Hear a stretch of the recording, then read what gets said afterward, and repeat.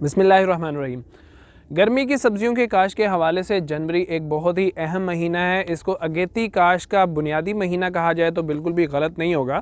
इसमें ना सिर्फ आप लो टनल के अंदर सब्जियां लगा सकते हैं, बल्कि ओपन के अंदर जिन लोगों ने सब्जियों की अगेती काश्त करनी होती है वो भी जनवरी के महीने का इंतखाब करते हैं, क्योंकि आगे जाके जो सब्ज़ी थोड़ी सी लेट आनी होती है जनवरी में लगाने की वजह से जल्दी आती है और बहुत ही अच्छे रेट्स आपको मिल जाते हैं। शुरू में जब देसी सीड हुआ करते थे तो हम लोग सीड्स की तादाद को डबल कर देते थे। जहाँ एक सीड लगना है वहाँ हम 2 लगा देते थे। बीजों का दरमियानी फासला कम कर देते थे कि चलो नहीं उगा तो दूसरा उग जाएगा। बीज सस्ते थे, अपने थे, इसलिए महंगे नहीं थे, कोई मसला नहीं होता था।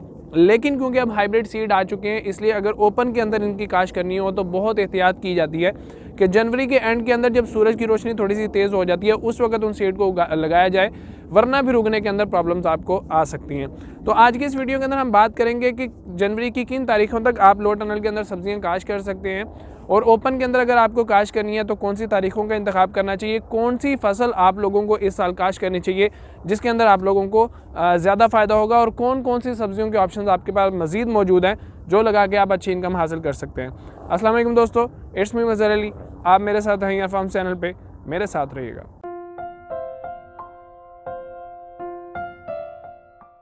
शुरू में मैं आपको एक छोटी सी बात समझाना चाहता हूँ कि जब आप जनवरी के अंदर कोई चीज़ काश्त करते हैं लो टनल के अंदर, तो उसके ऊपर जो शॉपर है वो तकरीबन एंड फरवरी या मार्च तक उसके ऊपर ही रहता है, उसको गर्मी पहुँचाता रहता है और फसल बहुत अच्छे तरीके से परफॉर्म कर रही होती है। जबकि जो फसलें आपने जनवरी के एंड में ओपन में लगाई हुई होती हैं वो बेशक दिन के अंदर हल्की फुल्की सी हीट होती है, लेकिन रात की ठंडक की वजह से बिल्कुल ही रुकी हुई होती हैं।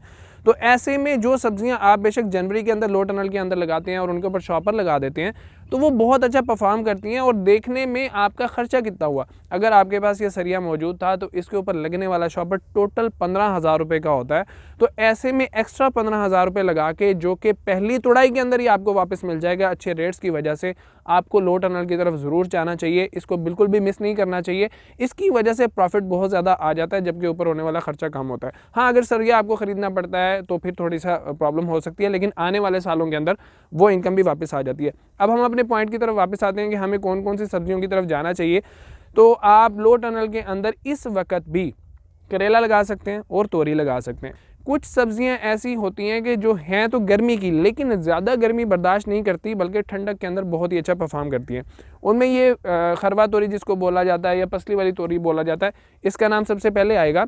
ये ऐसी चीज़ है कि ज़्यादा गर्मी के अंदर जाके इसको वायरस का अटैक होता है, जबकि आजकल जब गर्मी की सब्जियां ज़्यादा तुड़ाइयाँ नहीं दे रही होती, ये ठंडक को पसंद करती है और आपको बहुत ही अच्छी तुड़ाइयाँ दे रही होती है, जिसकी वजह से मार्केट के अंदर इसका 1 महीना तक रेट कम से कम 200 रुपये या 250 रुपये शॉपर का जाता है 5 kg वाला। दूसरा ऑप्शन आपके पास करेले का है, और करेला इस तोरी से ज़्यादा अच्छा इसलिए है कि एक तो इसका चलने का टाइम पीरियड बहुत ज़्यादा, तोरी जल्दी ख़त्म हो जाती है। करेला अगर आपने जाल के ऊपर चढ़ाया हुआ हो तो अगस्त और सितंबर तक भी आपको फ्रूटिंग देता रहता है। दूसरी बात, अगेती इसके रेट बहुत ज़्यादा होती हैं। 400 रुपये का 5 kg से स्टार्ट होता है और ऐसा 15 दिन 20 दिन तक चलता रहता है। फिर बाद में बाकी ओपन का जब करेला आ जाता है तो इसका रेट थोड़ा सा डाउन होता है, एंड पे जाके फिर भी ये सब्ज़ी बहुत ज़्यादा तेज़ हो जाती है। यहाँ पे एक छोटी सी मिसाल मैं आपको दूंगा। हमारे एक पड़ोसी हैं, उन्होंने टिंडी लगाई तकरीबन एंड जनवरी के अंदर जाके। टिंडी जिसकी खेल जो सी थी वो तकरीबन 4 फुट का बेड था, ऊपर 2 फुट का था, बाकी 2 फुट की उनकी खेली थी। एक साइड पर टिंडी लगा दी, दूसरी साइड के ऊपर उन्होंने धनिया चौके के ज़रिए से लगा दिया। अब धनिया उनका तकरीबन 1-1.5 महीने के अंदर तैयार हो गया। तो उस वक्त धनिया की शॉर्टेज बहुत ज़्यादा चल रही थी और धनिया के रेट्स बहुत अच्छे थे। तो उन्होंने टिंडी से जो कमाया वो तो कमाया, वो एक अलग बात है, लेकिन इस धनिये से जिसके ऊपर उनका कोई पानी नहीं लगा, टिंडी के साथ ही पानी लग जाता था, उस पर क्या खर्चा आना था, गोडी कोई नहीं हुई और खाद का भी कोई ऐसा खर्चा नहीं आया। उन्होंने तकरीबन 30 से 40 हज़ार तो हमें बताया। अब हर बंदा अपनी सही इनकम नहीं बताता होता, मतलब बहुत ही अच्छी उनकी एक्स्ट्रा इनकम आ गई। तो ऐसे में आप जनवरी के अंदर जो भी चीज़ें काश्त करते हैं, आपके पास टाइम होता है कि आप उसके अंदर प्याज लगा सकते हैं, ठीक है, आप लहसुन का तो लगने का खैर टाइम नहीं है, आप धनिया लगा सकते हैं, उसके अंदर मिर्चें लगा सकते हैं। मतलब चीज़ों का कॉम्बिनेशन करके लगाएंगे तो आप डबल फ़ायदा उसके अंदर इंशाल्लाह उगा सकते हैं। लेकिन एक बात याद रखिएगा कि बेल वाली सब्ज़ी के साथ बेल वाली सब्ज़ी का कॉम्बिनेशन कभी भी नहीं बनता। बेल वाली सब्ज़ी के साथ हमें पौधे वाली जो सी सब्ज़ी है उसका कॉम्बिनेशन बनता है। तो बेस्ट ऑप्शन आपके पास हो गया करेले का। दूसरा सेकंड बेस्ट ऑप्शन आपके पास हो गया तोरी का। तीसरा ऑप्शन आपके पास ये है कि 22 जनवरी को आप टिंडी काश्त कर सकते हैं। एक बहुत ही अच्छी फसल है जिसके ऊपर अलग से मैं इंशाल्लाह वीडियो बनाऊंगा। ये लो टनल के अंदर टिंडी लगी हुई है इस वक्त, और इस वक्त इसका शॉपर 400 रुपये का जा रहा है। तो टिंडी लगा लें आप 22 जनवरी को, उसको डायरेक्ट सीड लगा सकते हैं। अगर आपने पनीरी तैयार करके लगानी है तो 10 जनवरी को आप ट्रेज़ के अंदर पनीरी तैयार करें, एक छोटा सा टनल बनाएं, उसमें ट्रेज़ रखें। तकरीबन 20 से 25 दिन के अंदर आपकी पनीरी बेहतरीन तैयार होगी। सीड आप लोग हमसे मंगवा सकते हैं, बहुत ही अच्छे सीड्स हैं, वही लगे हुए हैं यहाँ पे। तो वो सीड आप लगाएं, इंशाल्लाह 40 से 45 दिन के अंदर आपकी प्रोडक्शन स्टार्ट हो जाएगी। 1 महीना टूटेगी और ख़त्म हो जाएगी। उसके बाद आपके पास ऑप्शन आ जाता है कि आप वहाँ पे तोरी लगा दो, कद्दू लगा दो। मतलब फसल से आपने प्रॉफिट भी उठा लिया और आपको अगला टाइम भी मिल गया सब्जी लगाने का। ऐसा नहीं है कि अगली सब्जी का टाइम गुजर चुका था। टिंडी सेकंड ऑप्शन हो गया। चौथा और पाँचवां ऑप्शन आपके पास होता है कि घिया तोरी और कद्दू। घिया तोरी का शुरू में रेट बहुत ज़्यादा होता है, लेकिन इसके अंदर सब्जी के खिलाफ कुव्वत मुदाफ़त जो सी है वो काफ़ी कम है, इसलिए हम पसली वाली तोरी को अगेती में पसंद करते हैं। और घिया तोरी को हम पसंद करते हैं थोड़ा सा फरवरी के एंड पे लगा लें या दरमियान में लगा लें। कद्दू जो सा है वो फिर भी इसके अंदर चल जाता है, लेकिन कद्दू थोड़ी सी सस्ती सब्जी है। उसके अलावा जिन लोगों ने मिर्च लगानी है या जिन लोगों ने टमाटर लगाना है, उन लोगों को जनवरी के अंदर अपनी पनीरियाँ काश कर देनी चाहिए, क्योंकि इनको तैयार होने के अंदर तकरीबन टमाटर 30 दिन ले जाता है और मिर्चें जो हैं 40 से 45 दिन ले जाते हैं। तो अगर वो पनीरियाँ आप काश कर लेंगे तो 15 फरवरी के बाद उनकी पनीरियाँ तैयार होंगी, जबकि कोरे का ख़तरा ख़त्म हो चुका होता है, उस वक्त वो काश कर सकते हैं।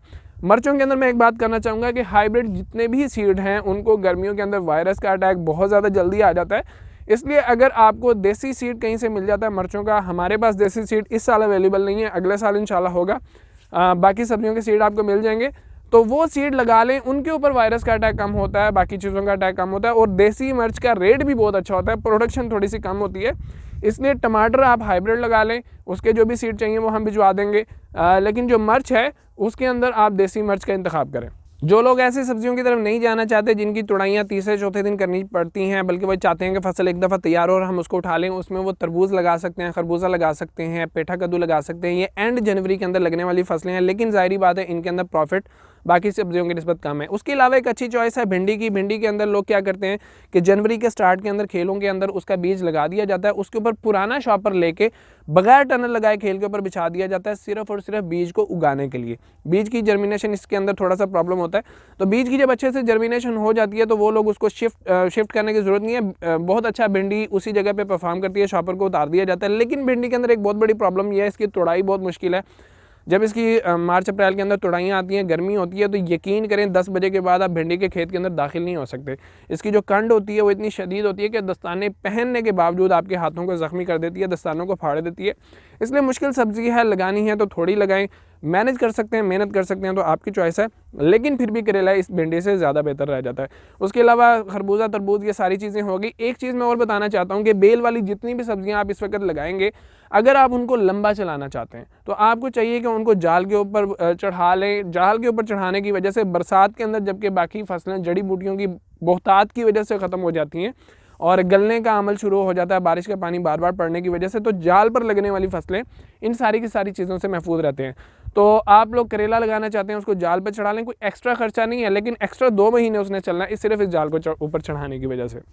अगर आप लोग इन चीज़ों की पनीरियाँ तैयार करनी चाहते हैं तो वो तो मैंने बता दिया कि 10 जनवरी तक आपको उनकी पनीरियाँ काश कर देनी चाहिए, ओपन में काश करने के लिए भी, टनल की मैं बात नहीं कर रहा।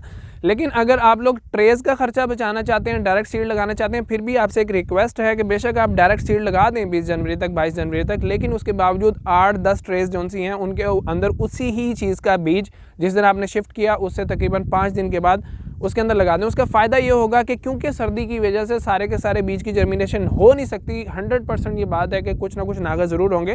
तो नागे होने के साथ ही आपकी दूसरी पनीरी ट्रेज़ के अंदर बिल्कुल रेडी है, बिल्कुल तैयार है। आप आराम से वो ट्रेज़ उठाएं, जहाँ जहाँ आपको नागा नज़र आ रहा है उसके अंदर आप लगा दें।